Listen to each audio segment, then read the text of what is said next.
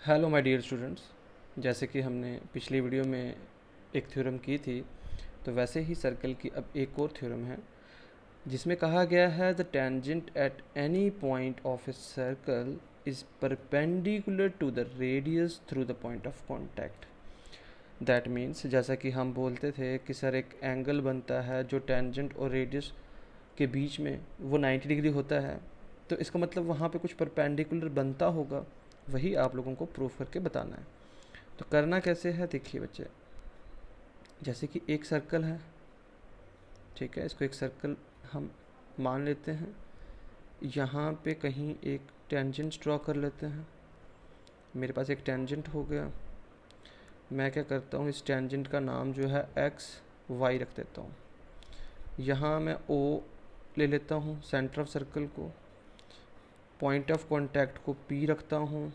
तो अब मैंने ये जोड़ा तो ओ पी क्या हुआ, रेडियस। वैसे ही मैं एक यहाँ पे बना लेता हूँ, ये भी रेडियस हुआ। इसको मैं अगर एक्सटेंड कर दूँ तो ये रेडियस से बढ़ के हमारी जो लाइन है वो एक्स वाई पे टच कर रही है। कहाँ पे, इस पॉइंट पे। तो एक ये पॉइंट बड़ा इंपॉर्टेंट है, एक ये पॉइंट बहुत इंपॉर्टेंट है, और एक ये पॉइंट। ये तो ओ सेंटर ऑफ सर्कल आ गया, पी है, इसका नाम क्यू ले लेते हैं और इसका नाम आर ले लेते हैं। ठीक है, तो आपको क्या प्रूव करके दिखाना है कि O P perpendicular X Y है। तो गिवन में क्या दिया हुआ है पहले तो वो देख लेते हैं। हमें पता है एक सर्कल दिया है सर जिसका सेंटर ओ है, और एक्स वाई एक टेंजेंट है जो सर्कल की तरफ है एट द पॉइंट पी पे। ठीक है, तो हम लिखते हैं ए सर्कल जिसका सेंटर ओ है with centre O and X Y. तो मेरे पास एक टेंजेंट है, कहाँ पे, सर्कल की तरफ। किस पॉइंट पे बना, एट द पॉइंट पी पे। जैसे ही वो टच हुआ वो टेंजेंट बन गया। अब कंस्ट्रक्शन में मैंने क्या किया, मैं मान लेता हूँ कि देखो आपके सामने है एक्स वाई एक टेंजेंट था, पी जो था वो पॉइंट ऑफ कांटेक्ट था। एक्स वाई के ऊपर पहले एक ही पॉइंट पी था। मैंने क्या किया, एक पॉइंट क्यू ले लिया जो कि पी के अलावा इस टेंजेंट के ऊपर फॉल कर रहा है। तो इसका मतलब मैं कह सकता हूँ कि let Q be any point other than P on the, किसके ऊपर, टेंजेंट के ऊपर, on the tangent X Y. मैंने कहा क्यू एक और पॉइंट है जो पी के अलावा है, कहाँ पे, एक्स वाई जो हमारा टेंजेंट है उसके ऊपर। और साथ ही साथ हमने क्या किया, ज्वाइन कर दिया किसको, ओ और एक्स को। ठीक है, ओ एक्स को मैंने ज्वाइन कर दिया। तो टू प्रूफ क्या करना था वो तो आपको पता ही है कि sir O P perpendicular X Y proof करके बताइए। ध्यान से करना, बड़ा आसान सा क्वेश्चन है। प्रूफ करता हूँ बच्चे। ओ पी और ओ आर, ऑब्वियसली बात है सर्कल है, सर्कल को ही टच कर रहे हैं पॉइंट्स के ऊपर। तो ओ पी और ओ आर क्या हुआ, सेम रेडियस हो गया। तो ओ पी और ओ आर, ओ पी और ओ आर जो है, मैं कह सकता हूँ sir radii of same circle, कोई टेंशन नहीं है। अब ओ क्यू तो तब बनेगा जब ओ आर और आर क्यू मिल जाएंगे। तो ओ क्यू कब बनेगा, ओ क्यू तब बनेगा जब ओ आर और आर क्यू मिल जाएंगे, फिर प्लस हो जाएंगे। तो O R plus R Q, O R plus R Q. ठीक है ना, ओ क्यू कब बनेगा, O R plus R Q. अब आपके सामने ही है ओ क्यू जो है वो अकेला है और यहाँ दो नंबर्स हैं। ओ क्यू तब बना जब ये दो प्लस हुए, तो ऑब्वियस ही बात है ये वाला नंबर इससे भी बड़ा है और इससे भी बड़ा है। तो मैं कह सकता हूँ सर ओ क्यू जो है वो बड़ा है, ग्रेटर देन ओ आर है, क्योंकि ओ क्यू एक पूरा पार्ट था और ओ आर या फिर आर क्यू ये आधे आधे पार्ट है। ठीक है, तो मैं इसका रीज़न दे सकता हूँ कि सर होल मतलब कंप्लीट जो है is greater than part, part मतलब कोई एक हिस्सा।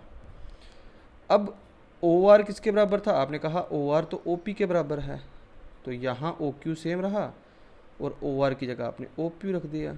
और ओ पी जब रखा तो आपने बता दिया क्योंकि सर जो मेरा ओ आर था वो ओ पी था।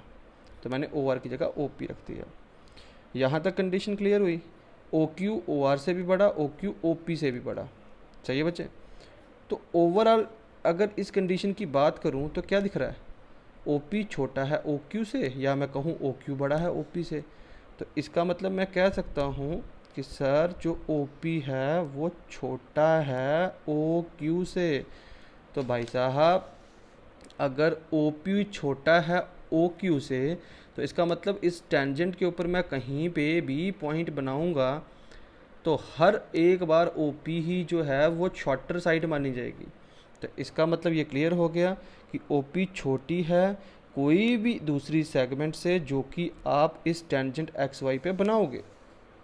ठीक है, तो हम क्या कह सकते हैं? दस सर मैं ये चीज़ कह सकता हूँ कि O P is shorter than any other segment, किसी भी और सेगमेंट से जो कि ज्वाइन करेगी ओ, वो जो कि ज्वाइन करेगी ओ, है ना, सेंटर ज्वाइनिंग ओ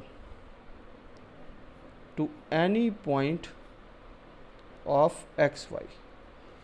तो इसका मतलब बेटे क्लियर, अगर ओ पी छोटा है तो इसका मतलब जो ओ पी है वो परपेंडिकुलर टू एक्स वाई हो गया। यही आपको प्रूव करना था।